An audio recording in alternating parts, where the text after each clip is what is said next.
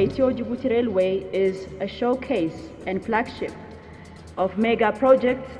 The three brotherly countries, Ethiopia, Djibouti, and China.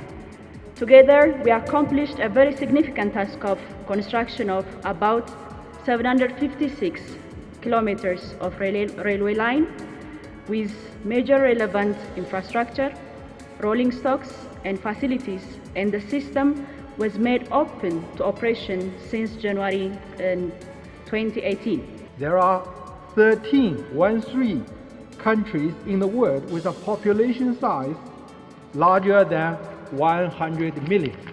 And you might have noticed that Ethiopia is the only one